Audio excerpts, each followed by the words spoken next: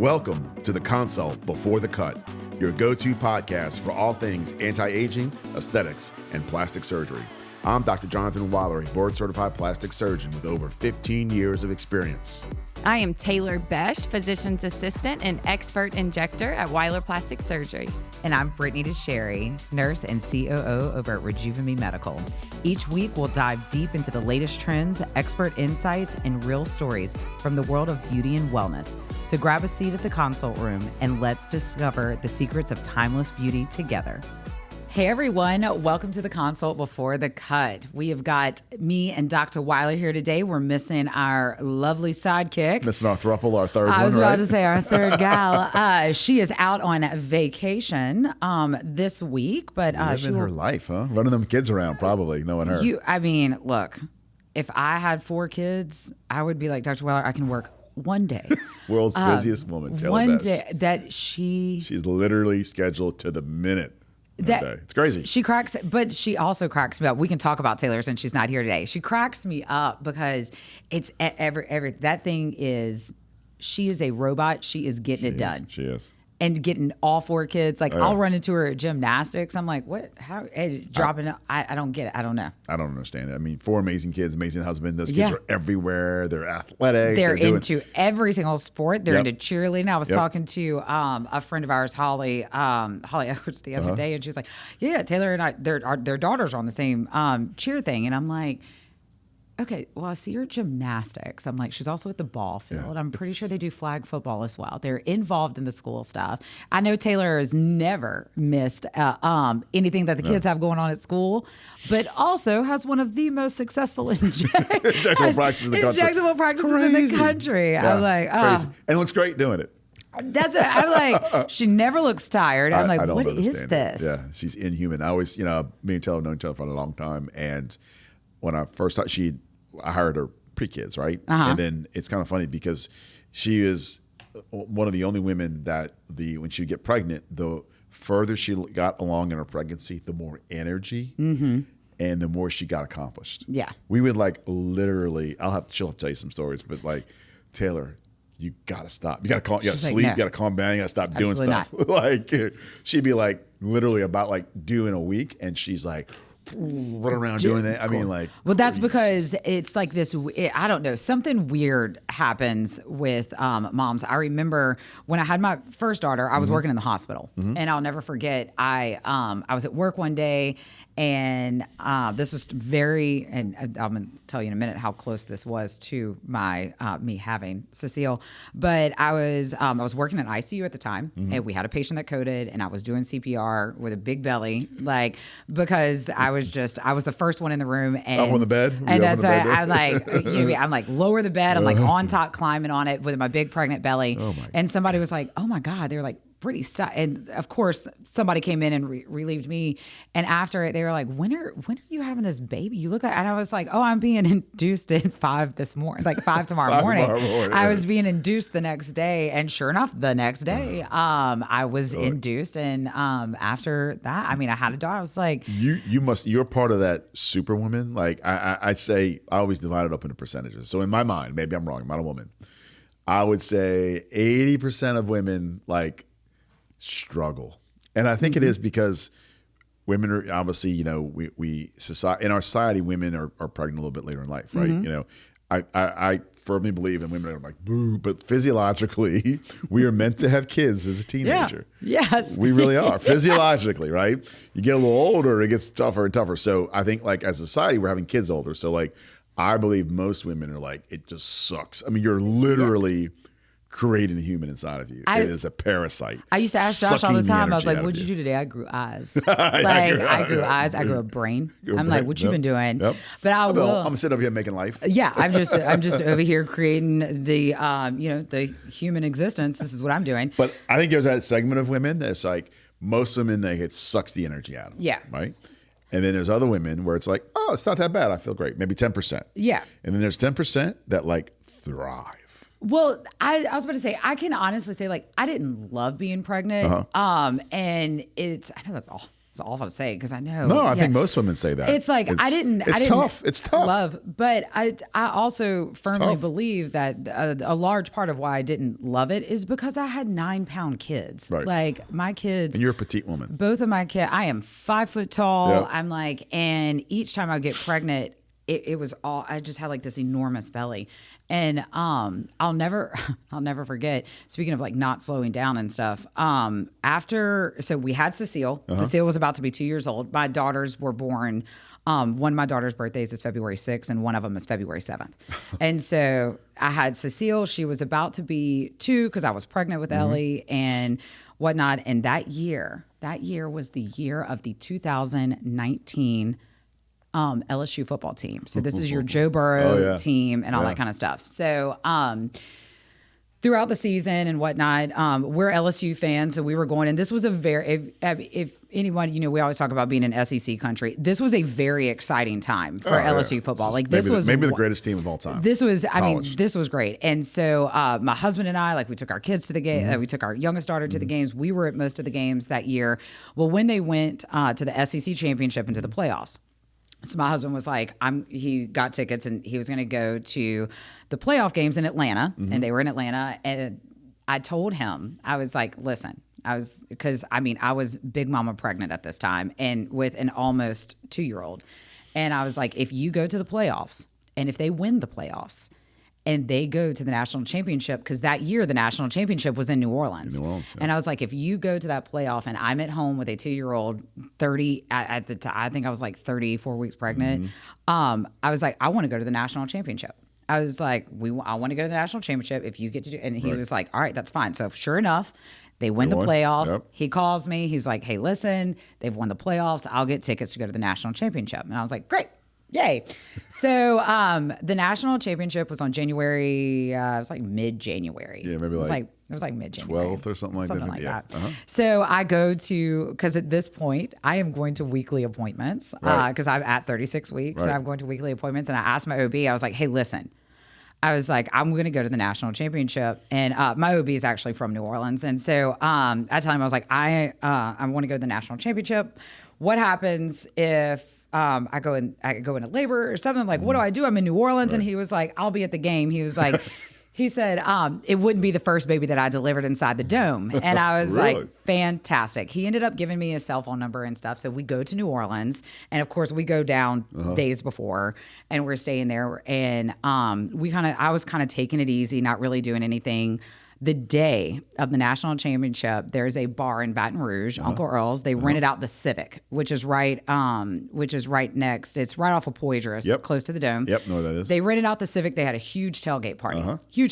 So of course we go. We have now walked through the city that morning. I am dancing at the Civic. Everything you do to induce labor. Everything that you do. And now we are, so of course now it's time to walk into the Dome. And we're walking into the Dome. And the whole day, Josh was like, sit down.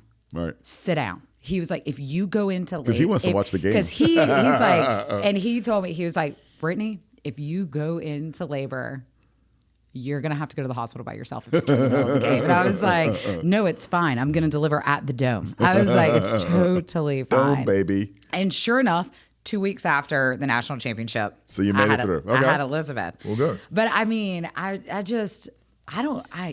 know. I feel like it's because we know that we're quote unquote like out of commission for 12 weeks that we're like, ooh, we need to fit it in. Right. No, it's some of you ladies are insane. I have trouble getting up in the morning, man. I have a parasite growing up inside of me. So it's pretty amazing. Pretty amazing, Britt. Look, we do what we can. Oh. You know what I mean? We do what we can. So let's kind of leads us into one of our topics today. I'll talk about a little bit. So obviously plastic surgeon, board certified, and I do a lot of breast augmentations. Yes. And I would tell our viewing audience that, yes, we do the young ladies that are 18, 19, 20 that want to have a full chest or don't really have a nice chest. But the majority of our patients, I would say, are usually women that have had babies, right? Used to have a nice chest or liked their chest before. and they have lost what We they want have it had. back. They want it back, right? They want it back. I call it the 80-10-10 rule. So in my opinion, 80% of ladies lose breast volume after having children. Yes. So they may have had not the world's largest chest, but a youthful, full chest, Yeah. right? And they lose it and it kind of shrivels up a little bit, unfortunately. 10% stay the same, 10% grow after having children. The few and far between. So those 80%, though, ladies, are women that typically seek an augmentation. Yeah. That is really, as a plastic surgeon, the majority of my practice. Majority of my breast practice is, post-children, restoring what a woman once had. Well, I feel like because we feel like, hey, we're here. Right. We need to be, we want to have kids. Yeah, We want to yeah, do this and everything. absolutely. But after we have the kids and everything and we close that chapter, Yep. it's like, okay, I'm back to feeling good. Yep. I'm back to sleeping. Now I want to look, now I want that to go back. Get yourself back, right? Yeah. I mean, I always say, literally, kids suck the life out of you. Absolutely. Literally. And for a woman's chest, which is a breast is used to feed, not all women breastfeed, or not women all can breastfeed, but it literally feeds the child, right? And in my opinion, and this may sound cruel, but that baby is literally sucking the life out of you. You are giving them, life. You are giving You are life that way. sustaining and nourishing and feeding that child. So, and a lot of women's breasts lose significant volume, and some of them also get a little droopy. That's a whole different discussion. But Yeah. the volume part can be replaced with a breast augmentation. And look, I support this. Yeah. I love a good support breast this. augmentation. I love that because I think sometimes I feel like, we went through this like weird things where I remember when I was younger, it was like, oh, you don't need that. Right. You don't need that. Right. And You're pretty just the way you are. you don't need that, all that kind of stuff. And it's one of those things where I'm like, okay, well, I'm me. I'll Yeah. tell you what I need. Exactly. I'm like, and I think that I need this, and Right. I think that I want this, and Right. like this is what I'm gonna do. Right. And I think it's so important for your post baby mamas and everything like that are getting back into themselves, and because there is a large, mine was only for 3 years. God knows Taylor's was probably much longer than that, to where your entire existence is focused on other, and obviously that'll never change. My kids will always be, but there's like where it's almost like you forget yourself. Yeah, no. Yeah, you've given life to this child. You then support it with, if you're breastfeeding, you're literally feeding, your body is feeding his child. Human babies are pretty non-self-sufficient. Right? Yep. They're not going to make it without a whole lot of help. The mama and the dad can help. But I always tell, I have 2 kids, and I love my kids, and I always talk to fathers that, early on, like the first 6 months of a baby is, and I'll be honest, it's pretty miserable for the husband, because the baby, I'm just being honest, the baby only wants I was the going to say, tell mama. me why it's miserable for you. I know. Look, it's tough. It's tough. But it's a big, big change, right? So as a man, you haven't gone through any of this. Pregnancies, a lot of ladies, but a lot of women. I love when my wife was pregnant. She was beautiful. I was highly attracted to her. Looked great. Oh, we talk about the plumpness. You get that. No, I love it. I think a pregnant woman's very attractive. The glow. So you have the baby, and all of a sudden, your wife is only focused on the baby, right? And then this baby really only wants its mama because it can smell it. It You're needs like, it. It how wants did it. I become the third wheel? Like, wait a second. You are all of a sudden like this, like you try to pick the kid up, he cries. Yeah, because he like, wants the mama, they're- right? So like I have to like put my wife's t-shirt on so I smell like her so the kid would stop crying, right? Because she was breastfeeding and and it's tough. Yeah. And it changes your relationship. This little baby doesn't really want you at first because it just wants its mama. And so for like 6 months, you're like, oh, what am I doing here? Like I became the third. How did I become the third wheel? And I made you. And I Wait a tell second. it to dads all the time. It's like, oh, they're like, it's great. I'm like, no, it's not. No, it's not. Come on, Liar. man. It's good. The first 6, 8 Liar. weeks. It's liar. And so, but I don't think the first 6, 8 months is good for anyone. but it's not. But I think once you hit that 6-month point, and this is the kid actually like starts to wake up. And has expressions, acknowledges you and starts to like you again, like you, like, oh, it's my dad, and like he can. I remember He you. may not be able to feed me, but maybe he can give me like a bottle, or he can hold me, or play with me. So the dad kind of comes back into it. That's and your that's wife why is y'all are like- the fun parents. Exactly. Dads are always the fun parents. because it's that first 6 months you're like, and then all of a sudden after 6 months you become the fun guy. Yeah, like, you're oh like, yeah, ooh. I can entertain this kid while my wife That's it. sleeps. I got this. I got this. But anyway, people are gonna be all kind of comments on that one, I'm That's what sure. it's but like, oh, I'm sure. But let's Yeah. get back to the breast augmentation. Yeah. All So right. breast dogs. So breast dogs, it's one of the top 3 procedures Yep. out there. I love it. We have dedicated, and we're going to dedicate some more podcasts to breast augmentation Yeah. because it is now a rapidly changing field, which I love. There's some innovation in it, which is amazing. But we're going to talk to an innovator today. Yes. She's a young lady out of, where's she from? I'm not quite sure. We'll ask her where she lives. Yeah. But she has founded something called Auggie. Okay. And what Auggie is, and we've got a little box right here. Yep. I went to our aesthetic national meeting a few months ago, and she was there, and she has developed a product. So when a woman comes in to do a breast augmentation, one of the most important things, beyond selection of the type of Yeah. implant or the brand, the biggest thing is really size. Yes. Because and this kind of references back, I know we have talked when we talked about it with Macy. She was on the show and she has the micro breast implants that Yep. we were talking about. But we were saying how different it is when we talk about sizes. Yep. When you say like, okay, we're going to do 350 cc's. 350 cc's on me is going to look extremely different than 350 cc's on Taylor. Correct. And if y'all know me and Taylor, I probably come up to Taylor's ribs. Like, but it's just the way that your body your is. body. So every woman's body is very, very different. And the problem is women go online and they look at pictures. Pictures are not reflective of heights, Yep. weights, and body proportions. Yep. So in my practice, I measure, I make recommendations, and then they try them on. Yeah. We actually use implants. We're a large enough practice where we have hundreds of implants. Yeah. We use a round implant that you're actually going to get. Not the exact one, but the one that would be, as part of the portfolio. Yeah. We also use an anatomical implant sometimes, but I know a lot of practices use like rice bags filled to a certain amount. Oh, okay. And but we work. My consultants work with our patients. They try them on. We encourage them to bring clothes in. We oftentimes will try on multiple times. Yeah. But this young lady has developed a company called Auggie. Yes. I mean, this is amazing. Yeah, it's amazing. So what it is, it's very similar, and we're going to talk to her in a minute. Yeah. It is shipped to your house, right? And it comes in different cc's or sizes. For our viewers out there, Yep. it's like this.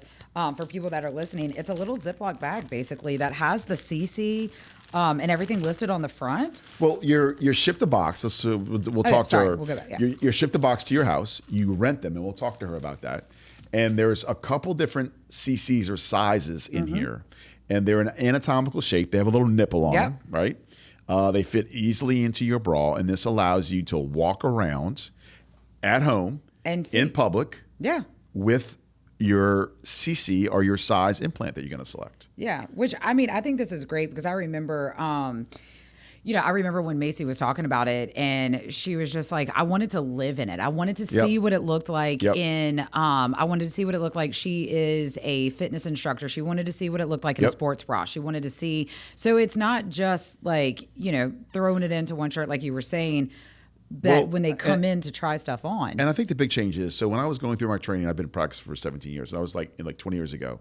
So, I think the older generation comes in and says, oh, hey, doc, give me a D cup. Oh, Okay? yes. And then the yes. doctor, the almighty physician, like, he just does what he likes, right? And I couldn't tell you how many times I heard when I was going through training, well, Dr. So-and-so, I told him I wanted a B cup, but he likes big breasts, so he gave me a double D. Oh. Or, hey, I wanted a double D cup, but I know so-and-so is very conservative, so he gave me a B cup. So there's a lot, I think in the past, there was a lot of dissatisfaction with implant sizes amongst women. So when I came through my training, I made it a point that I am going to listen and I'm going to make some recommendations, but I don't ever select the size for the lady. Obviously, anatomically, if she asks my opinion, I'll Yeah. give her. If they want what would work best surgically, I'll give that also. Yeah. But I want a woman to really get what she wants. Yeah. And so if she comes in and she wants the world's, I literally say this in my consults, if you want the world's smallest breast implants, I'm happy. If you want the world's largest breast implants, and they've gotten pretty big lately, and they're safe, and you know the risks, and I can do that, Yeah. I am also happy to provide that for you also. Yeah. And I think this Auggie, this is really about empowering women to take control of their breast implant size. Yep. And make an informed decision. Yes. Right. And that's what I love, and we're going to talk to her. But that's what I love about this. What do you think? I mean, I think these are great because I do feel that it is a big decision. You are choosing to have an elective surgery, and you are wanting a specific result. Correct. And every woman has a different aesthetic, right? Everybody's different. Right. What I think looks good on me, and what somebody else thinks that looks good on them. It's two different things, and it's two different. It's what makes you happy, like you were saying. And I do absolutely understand. Like, yes, coming to you for your expert opinion, and getting to talk to and sit down, but actually being able to live in this, because I also as much as I'm like all here for all these girls, the Kylie Jenner, everything posting, like I have a 455 moderate, all the everything like that. Yes, Kylie does have a 455. Yes, Kylie's probably like 5'10". Yeah, that's great on her. That's what I mean. It looks great. If you put on my 5 foot body, if you put a 455, maybe that's not it. So it's like. Oh, and Kylie also has a curvy aesthetic, right? She has the like her sister Kim Kardashian. Yeah. Not like her other sister, who's the slim model. Kendall has implants too, by the way. But like I also feel like Kendall's probably like if you put the same exact implant on Kendall and Kylie, they would look completely different. Right.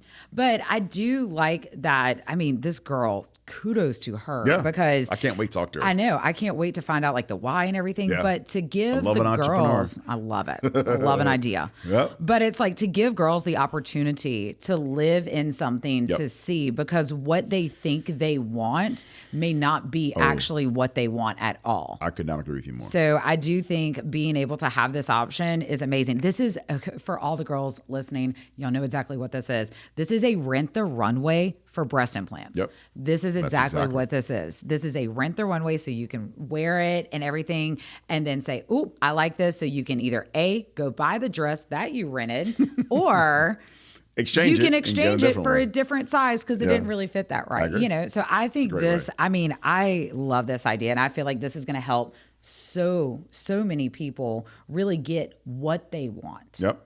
I do think that. So let's take this opportunity to take a quick break because we got Ashley coming in, and I can't wait to talk to her. I love I want to hear the entrepreneurial story. I want to hear the idea behind it. I want to see how it works and what her feedback has been. So I want to thank our sponsors. I want to thank Weiler Plastic Surgery Group, the largest aesthetic plastic surgery group in the state of Louisiana. We cover the entire southern part of the state. We specialize in all types of aesthetic surgery. We also do injectables, skincare, you name it, we've got it. I want to thank Rejuvime Medical, Louisiana's largest wellness and anti-aging clinics. They specialize in GLP-1s, hormone optimization and replacement, testosterone replacement, and aesthetic injectables and peptides, right? And so we like to thank our sponsors. So stay tuned. We'll be right back with Auggie. My name is Heather Robertson. I'm from Ponchatoula, Louisiana. I just recently turned 52, and I just didn't want to look like I turned 52. I have daughter-in-laws, I have daughters. We all go to the beach, and I just felt so uncomfortable, like in my bathing suit, because I had so much loose skin. Dr. Hogan and I talked about it. We did an arm lift on both of my arms. I'm so happy with the results. Don't hesitate. Step in and go for it, and just be a new you. So my hair had started falling out about 8 months before I saw Holly at Rejuvime. I had seen my regular doctor and he told me everything was normal, but my hair was falling out, so I knew everything was not normal. When I went in to see Holly at Rejuvime, she gave me all the information that I needed and told me the benefits, how it would help. It's not brittle and frail anymore, and it looks much healthier. It's not just about what's going to happen today or tomorrow. It's about years forward. All right, guys, we are back, and we have a guest with us. Her name is Ashley, and she is the wonderful woman behind these. Ashley, can you help us with that Yeah, last I'm not name? even going to try to butcher your last name. Oh, yes, Ashley DePapas. DePapas. Ashley DePapas is here with us, and she, like I said, is the wonderful individual behind these bad boys right here. Behind Auggie, right? You are the founder of Auggie, correct? Yes, yeah. I founded the company about a year and a half ago. We launched in market actually just over 12 months ago. This is so neat. Okay, so before we get into all things Auggie, because like I said, I've got some questions. I want to know all the things. Can you tell us about you? Like where are you from? What you doing? All that stuff. Yeah, sure. So I'm based out of Denver, Colorado, originally from Atlanta, Georgia. Background is in chemical engineering, but ultimately my career progressed into more like a business setting. I've run a previous software startup, and at the time that I was running that company, I had unpacked or discovered this issue of women feeling like they need more time to try on implant sizers at home, and that they were using the Rice method to do that. So I started Auggie shortly after that. But yeah, a little bit about my family. I have a sweet husband and a little 10-month-old daughter at home. So it's been fun because I launched Auggie and had a baby at the same time. I joke I had 2 children in 1 year. Yep. But it's been a wild ride. This is absolutely amazing. So, with Auggie, like you were saying, you had started hearing, women wanting more time to like try on breast implants and, size and stuff. So like, were you I just said, I was like, this is like Rent the Runway of breast implants. And I was like, this is insane. This is fantastic. And it gives, there's so many, we were talking about like the Kylies and stuff like that. It gives you the option to try on like the CCs that you're hearing about to see if it's right for you. Yeah. Yeah. I found it really fascinating. So I had never actually considered a breast dog for myself at the time that I uncovered this problem. I had my mother, my aunts, lots of close friends that had breast augmentations, and I had never really asked about their experience. So for me, I was surprised when I learned that there was no way to try them on at home. I'm a pretty risk-averse person, so for me, I would want a lot of time with that decision and to know what I would look like in my clothes. And I dyed my hair before, and it was like a whole ordeal because I didn't like how I looked. And so I just think, a breast dog is much more of a serious decision. Yes. And one that, Definitely impacts you for years. So for me, it's like, why wouldn't you want to try this on at home? We call it kind of Rent the Runway for breast implants now, but when I first came up with the idea, it was actually Warby Parker for boobs. Yes. Because when Warby Parker first launched, you could order your glasses frames, try one on, and get your prescription. And I just thought that while kind of gimmicky, it could be a really valuable solution. So I bookended all of my days interviewing breast augmentation patients for over a year, and heard all the stories of great results, all the stories of decision anxiety throughout the process of, am I doing the right thing for myself? Am I picking the right CC? What if I go too big? What if I go too small? And it became really clear that there's a lot of emotion involved in this decision. And there's even more emotion when maybe you don't get the result you want, or maybe you decide you shouldn't have gotten the procedure altogether. You weren't ready for it yet and should have waited. And so the idea of Auggie is really just to give you the time and the space to kind of trust your intuition on what's right for you, and feel really good and have a lot of peace of mind going into the procedure. Yeah. So Ashley, you mentioned the word emotion, right? Which I think is huge. Yeah. So I think obviously, anytime you have any surgery electively or cosmetically, there's a lot of emotion involved. But I think especially with breast augmentations, right? A lot of ladies, we and Britt were talking before you joined, but the majority of my patients are sort of post kids, right? Have had a child or two, and they probably never would have envisioned a breast augmentation as a 19 or a 20-year-old. And then they have a child, especially 2 or 3, and their breasts look very different than they were, 6-8 years ago. And so there's a lot of emotion tied to that. And I do feel like as a plastic surgeon, the 2 biggest issues when you come in is fear, right? Fear that you're going to be judged in the office, fear they're going to strap you down and do something that you don't want, and then emotion of like having enough support and enough emotion that you're making emotional control, that you're making the right decision. And we go in my office, we go to great lengths. So we meet, we actually have implants. We don't use the rice bag. I know you mentioned that before. but we do use the implants, and then we usually can come back with my assistants. They'll come back with our ladies that do the sizing and resize. So I think this is a wonderful concept, because you also mentioned, like, hey, wearing it around at home, getting in your normal clothes, right? And talk to us a little bit about the. So we're going to pull it out here. I don't know if you can see it, but the packaging, the sizes are available, how it kind of works. Does that make sense? And how you want, ideally, what's the way a patient should, or a potential patient should think through it? Yeah, sure. So we offer sizes up starting from 250 cc's to 500 cc's, and that increases in 50 cc increments. Okay.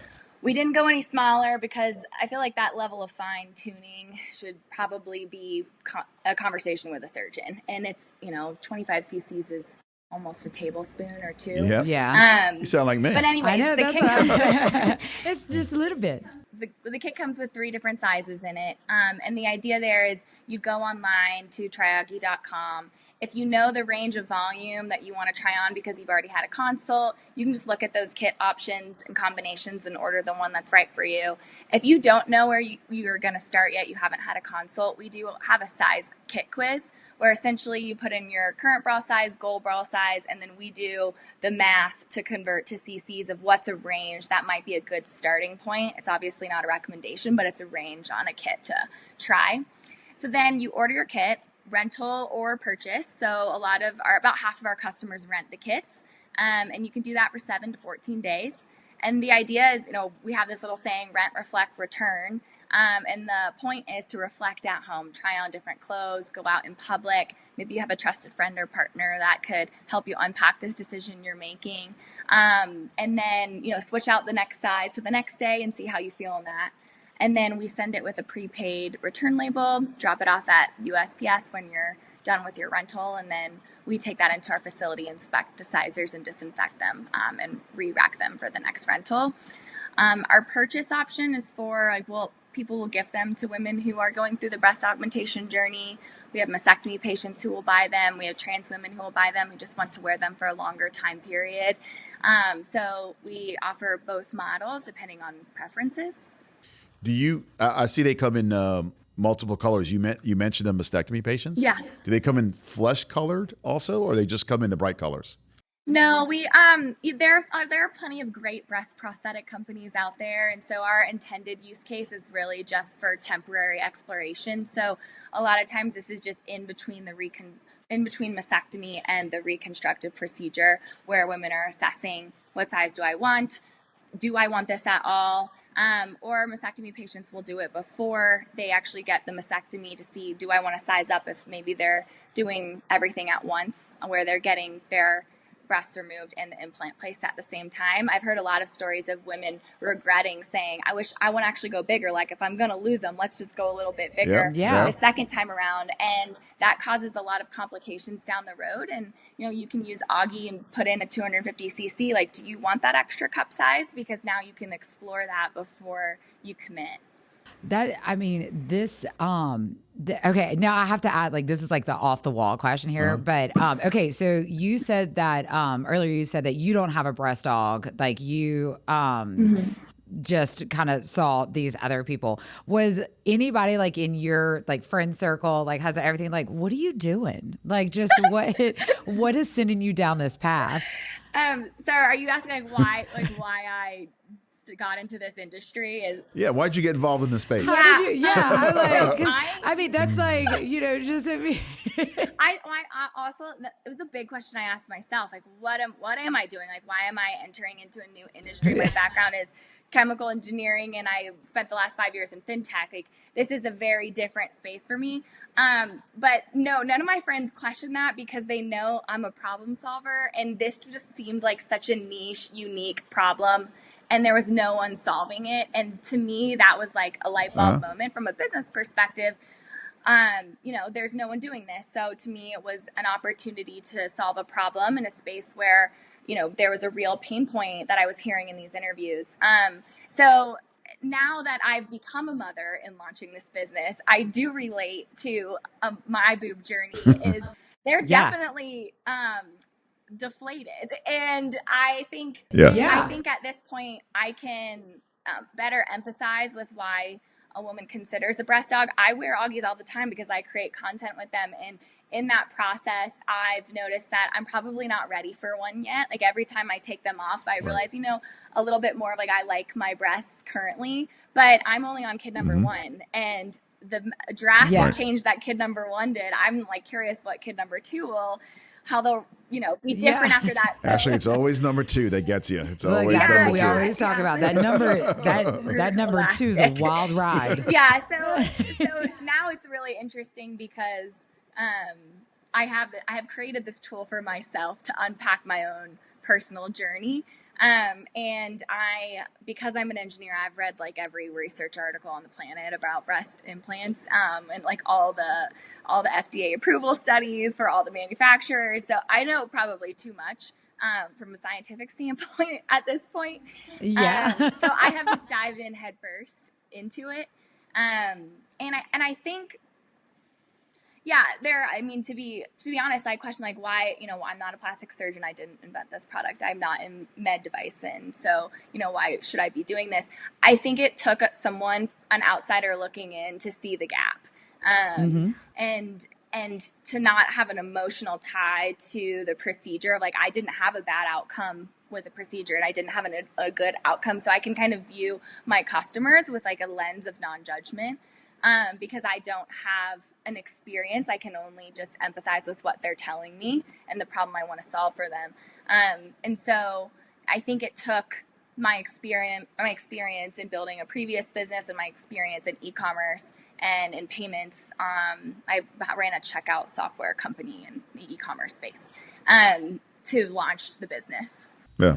I think, did you reach out to any surgeons or anything like that?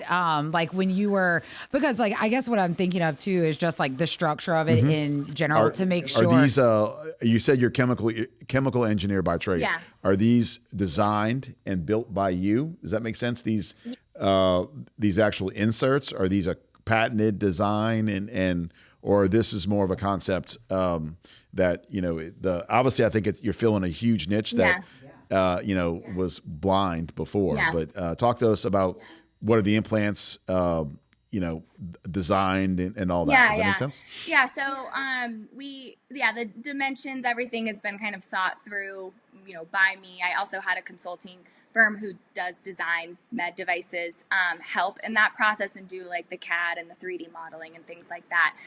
They're not patented. This isn't like a unique product. Sizers already existed in the office. All the implant brands have consultation kits for the doctors. So there's nothing unique to the actual product. It's really the business model and making it more accessible to women to be able to have those at home. At a price point that's reasonable for them, and affordable for them.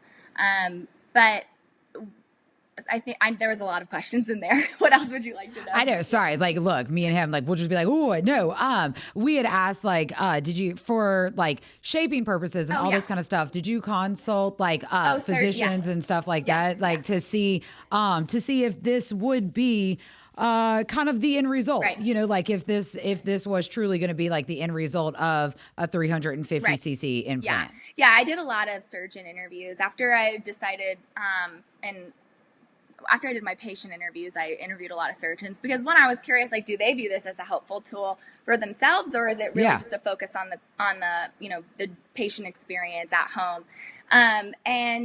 So yes, I do have a medical advisory board that helped in the design and kind of just the way to go to market with patients and how to message to patients and the considerations that need to be taken into account that Auggie can't provide. So we really focus on volume, projection, or the shaping. The teardrop shape is really like a low to moderate profile. The reason it's teardrop shaped is because of the drop and fluff process after. Like they sit high, but there's still that natural slope of the breast afterwards, and I wanted women to experience that and not like a round implant that would sit in the bra and look a bit like a water balloon. So that was the design for the teardrop model, and it's similar to all the other breast form sizers that the brand have in office as well.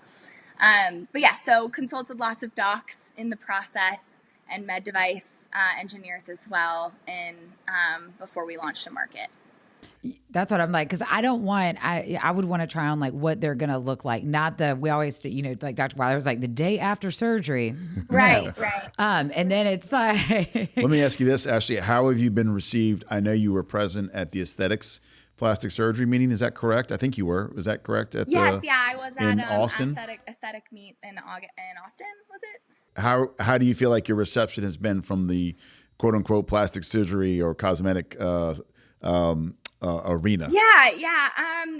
It's interesting. So the appetite before I launched the business was kind of like, no, we don't need this, from lots of surgeons. I got lots of no's, and that was a little bit defeating. But I kind of continued to go back to what I heard from patients. And I was like, there are women out there who see value in this. So I launched it D2C. We've had thousands of customers try our service now. And I think building that brand awareness and getting those stories from women makes the reception a bit more, much more positive now, in the sense that they can see the value.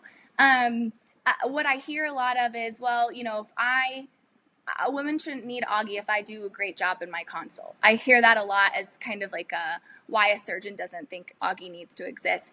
And I actually don't think that's the case. I think you can have a great consult and a woman could still want to go home and spend that time with the recommendation and feel really comfortable with it. And I don't think it's a reflection on the surgeon's, job and how they perform in the consult as well. Yeah, at all. Well, that's what I'm like. Even if I go to the consult, Dr. Weiler says that I need X amount of cc's, and it could not be a more perfect size for me. Being able to live in it before you live in it is, like I said, I don't think wearing Auggie and trying it on has anything to do with your ability to, do a consult. I think there's two very specific types of surgeons out there, and it's changing. Mm-hmm. That's the old school, I know best. I'm going to tell you exactly what you get. And I'm omnipresent and omnipowerful, right? Mm-hmm. And I know. And then there's my take. My take is, hey, this is your body.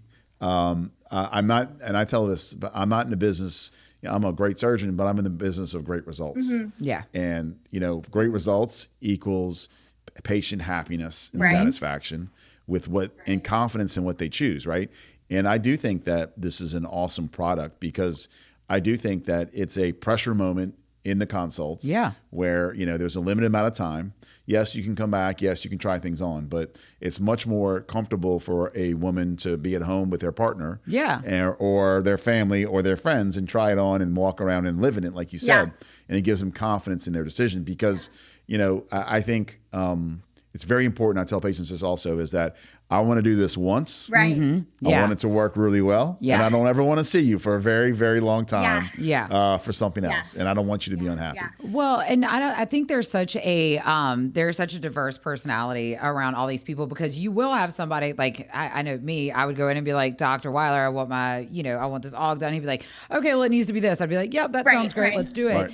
Or you have people like Macy. Yep. Who Macy, oh my God, what'd she say? Years. It took Macy years. She wore me out. I was about to say, it took Macy years to land on the exact size that she needs. And for these people that have more of that, that detail, I need to know this is what it is. Like, this is such a good option for somebody like that. And then, because when I go in for a consult and say like, oh, okay, I want this, you're not having surgery typically in the next 3 days. No. So once again, the time is there. Why not use that time to live in what you're about to get? No, and I think it gives you confidence after the procedure that you made the right choice. That you made the right decision. Because there is a recovery period and there is, it's an emotional time after a surgery too. I'm sure you found that in your research. So, I think it gives the patient confidence in their selection and confidence they did the right thing. So no, I think it's a wonderful thing. Yeah.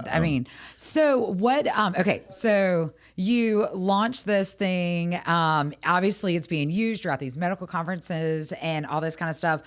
what type of feedback are you getting from girls that are are using your product? Like that are using this Auggie thing? What's the feedback that you're hearing from it? It's been incredible. I mean, I probably was the biggest skeptic of my own idea just because maybe I'm an engineer and I'm practical. I'm like, no one's going to like this. What am I doing? Yeah. And I, like, if I'm ever down on the business, I go read our customer reviews online because they're all such a great reminder of the value we're bringing. One, it's almost like people are saying back to me everything I wanted them to experience on the product. Like, I feel more confident. This is the time I needed. I was stressed. I'm so glad I did this.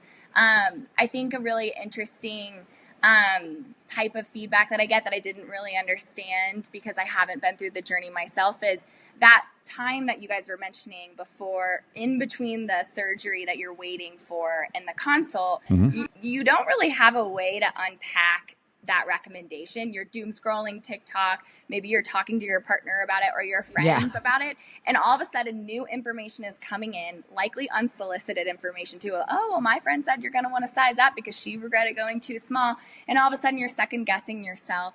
And so Auggie has, what I've discovered in this feedback is Auggie has reduced that noise, and that, okay, I'm going to try these on. I'm going to feel really good about what I know I'm comfortable with on my body. And I am now empowered to explain that to other people in a volume metric that I've never discussed before. Like, no one knows what CCs are until you go through this journey.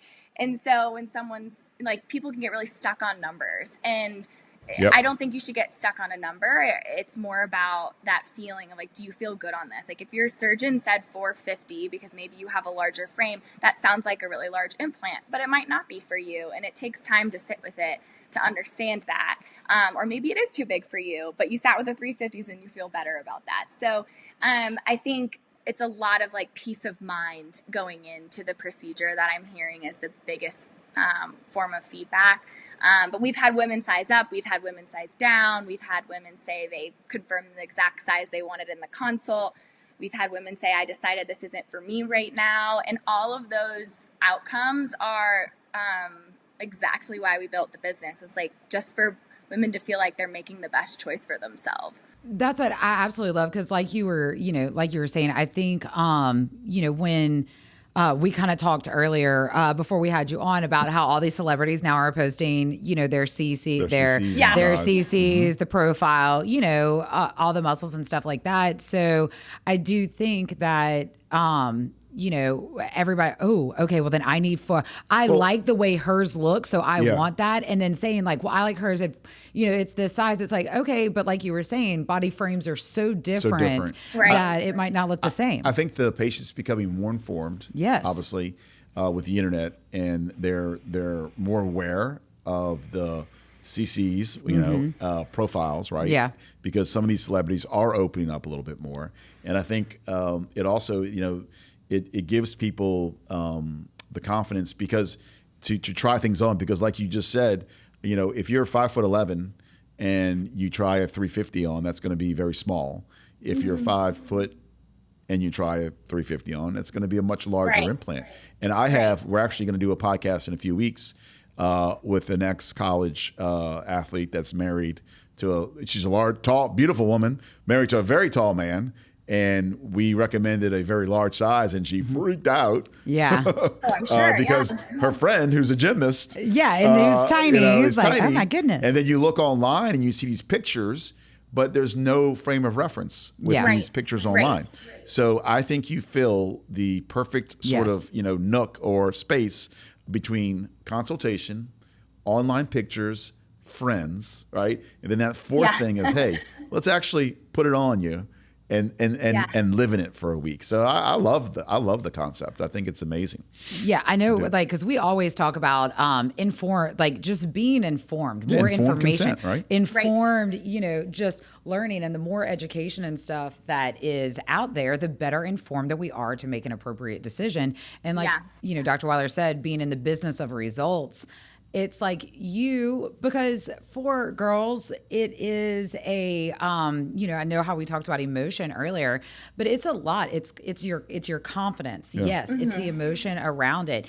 It is, once again, you are choosing to go under the knife Yep. to take this risk to help you and Help your confidence. Yeah, to help that Yeah. and to being able to make a very informed decision that you are making the right decision for what your heart wants and everything like that. Having something like Auggie is absolutely fantastic to help, that confidence. Now, let me ask this, Ashley. Right. How'd you come up with the name?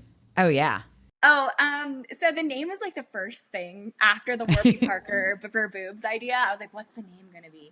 And yeah, breast augmentation, Auggie. I mean, it was that simple, and I was stuck on it from like the moment I thought of it. And there are many times where I went back and forth, like, do I want to take the risk of starting a business? But I was in love with the name Auggie, and it kept me going. But yeah, it's just it's just to build on augmentation, and I wanted the product to be the name of it. So I love that women say like, I got my Auggies. I love that it has its own, like the brand is the product and also the name of the company. But yeah, it was as simple as that. This is like when you're in high school and like you name your child and you're like, I'm going to have a child so I can have this name. I really like this name, Exactly. And now you have this child, Auggie, who's absolutely amazing. I mean, no, this is so neat to me. And you have an amazing product. Where do you see the future of your company? Where do you see the future of Auggie going? Yeah, that's a good question.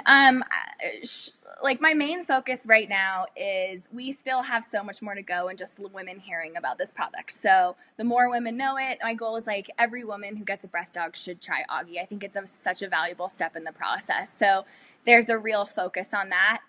We are going to be releasing more sizes. We have plenty of requests for getting 200 cc's down to 150 cc's, as well as larger sizes. So those will hopefully be coming soon. The manufacturing process takes time. But that'll be our next thing.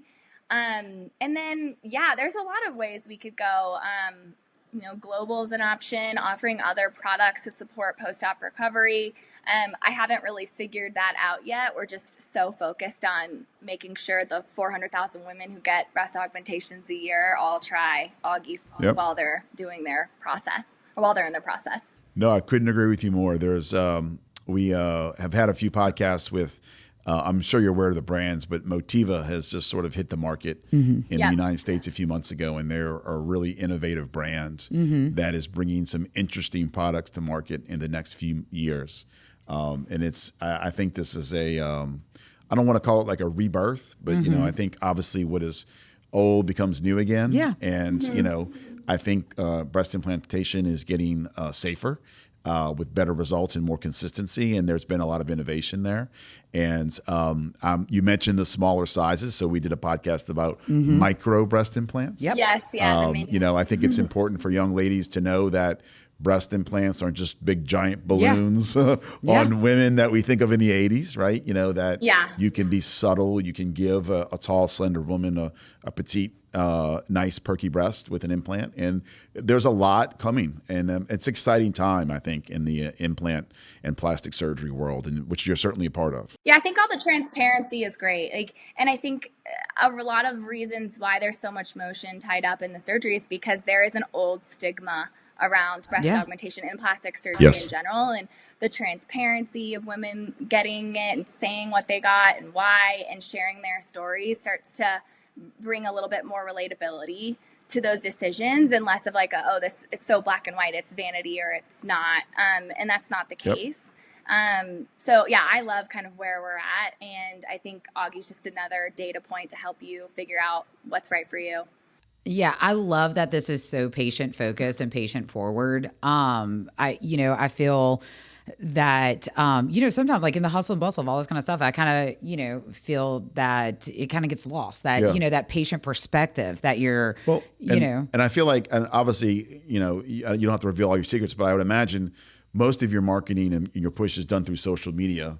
I would imagine. And because I think social media and the evolution of plastic surgery has put a lot more information out there. It's forced surgeons to be more patient focused, like reviews. You mentioned when you get down on yourself, you go read your reviews about your company, right? And and so reviews have made all types of businesses very transparent. That it's made it a business can't just put a single narrative out there. They have just multiple narratives, and you really have to focus on quality. You have to focus on satisfied patients and happy patients. And so, I think that speak to me about, what you see online, because I'm sure you're big online. I know you met one of our influencers, and that's how we connected. But how has Auggie existed online, and what's the feedback from online? Does that make sense? Sort of? Yeah. So we've, like anything on social media, it's pretty polarizing. Like, we've had viral videos, and a lot of times those viral videos are just arguments in the comments about why would women do this to themselves, or men commenting their opinions on that particular influencer's, body, and they should go bigger, or they shouldn't do it at all. And like, it's a lot of unsolicited opinions, a lot of like really charged narratives. And I think that's interesting to see as a brand, because you begin to also realize that's what the patients are seeing too, is like they're seeing that's what they're feeling judgment at home with just their family too. Right. Their family can be charged. Trust me. Yeah, exactly. And so I think it's frustrating, because it's really doesn't matter what other people think. If you're making this decision for yourself, then it shouldn't matter. But it's hard to kind of, block out that noise and ignore it. So yeah, our social media has a lot of that, which is a bummer. But on the flip side, we get a lot of like, oh my gosh, this is genius. I can't believe this service exists. I'm so excited to use this. I needed this desperately. I mean, the algorithms work that women are like searching for hashtag breast dog on TikTok or on Instagram, or they're searching on Google, and we're on all those platforms. So we tend to pop up right in the point in time when you're looking for, a goal photo, or you're trying to figure out the differences in sizing. Like our stuff will pop up. And so we do get put in front of you in the buying journey at the right place and the right time, which is great, because then it's like, okay, don't go look at all that stuff. Don't go look at influencers where you don't understand her sizing at all. Go try on Auggie and figure out what's best for you. And so it does kind of help redirect, I'd say. Yeah, that's what I like you were saying, like silencing that noise around, because once again, when you're making any types of decisions like this, it's so loud. I'll end it on kind of this. But I have lots of patients that will come in, and they'll bring either their sister or their mother or their mother-in-law. They will go through the entire consultation process, pick a size, and then about 3 days later, they'll call us back up and say, hey, I need to come back in because I felt a lot of pressure with my mother or my sister or my friend or my mother-in-law. I chose X and I really want Z. Does that make sense? And so even on the level of, the individual within their family, there can be a lot of noise and a lot of opinionates. And so I think we're moving towards, I know I am that point in my life where I don't give up, about what someone thinks about me. We don't care. And I do what, obviously I'm very much about my family and myself. So I do think, though, that women are moving there. They're getting more confident. And we are seeing a new generation of ladies that are doing it because of their confidence and because they want it. For them. Right. And I think that, it's one of the pitfalls and one of the advantages of social media. It's back and forth, but it's a double-edged sword. It's a double-edged sword, but it is a struggle. Yeah, I see that not only at the social media, I see that at the individual level too, which is amazing because it's reflective all through. We have a fun patient review. It's probably one of my favorites. We had a woman share that her husband said something along the lines of, it's all this money, let's go as big as we can get. And, that didn't really align with her goals. She ordered the smallest Auggie kit, and she sat in the living room and showed him, like, honey, this is the size I want, and this is the size you think we should get. And it took that time of, like, being in their own home, in their own environment, for him to say, like, whoa, reality check. What was I saying? He's just like flippantly saying like, oh, let's go big, babe, And she now has a tool to communicate her real wants and needs and do that in a really confident way. Like, it's such a subjective thing to talk about sizing when it's a very physical thing that you need to be holding in your hand. And that was really powerful because she could manage that conversation and do it with a lot of, I know we've said confidence like 1,000 times, but with a lot of confidence and a lot of trust in herself.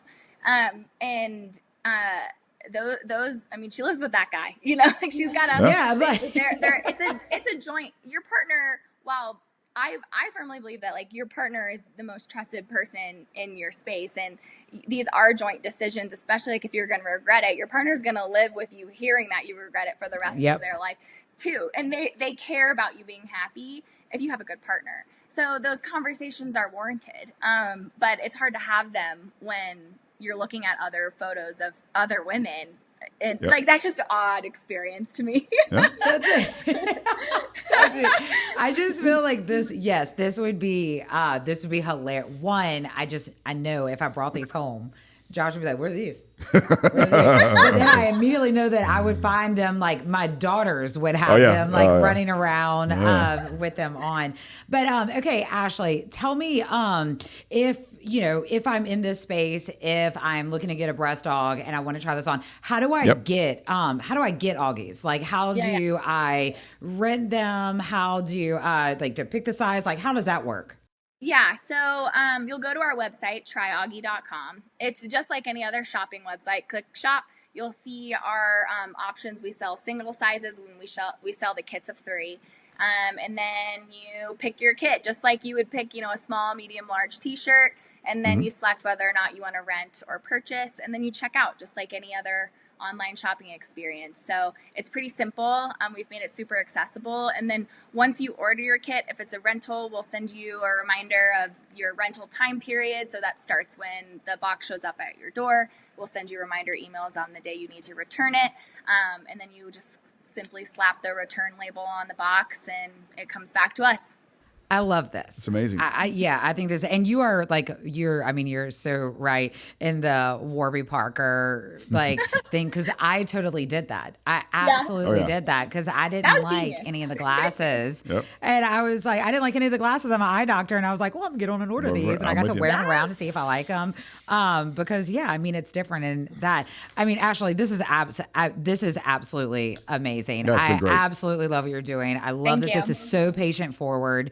And giving women, like you said, the confidence, helping them navigate the emotion around making such a large decision on surgeries. I absolutely love this. Yeah, no, look, I think you've hit on a great point, a weakness in the world that I live in, untapped market. And I wish you all the success. Yes, this is great. Thank you so much for joining us today, telling us about the story and all that, because I feel like more people need to know about this. Thank you for having me. It was a pleasure. It is. I'm like, you don't have anything else? No, I know. It's been great. I know this is great. Tryaugie.com. Yeah. I highly support it. Try I think we encourage all of our patients to use them also. Rent, reflect, and return. I love it. It's been a pleasure. I love Britt's going to take us on out of here. Yeah, it has been a pleasure speaking with you today, Ashley. Thank you so much. Everyone, remember to subscribe, follow us, and listen to us on all the different platforms. Make sure you go, if you are thinking about a breast dog, make sure to go to tryauggie.com, and that way you can be real confident in your decision. And always remember to consult before you cut. And we will see y'all next week. Have a good day. Thank you.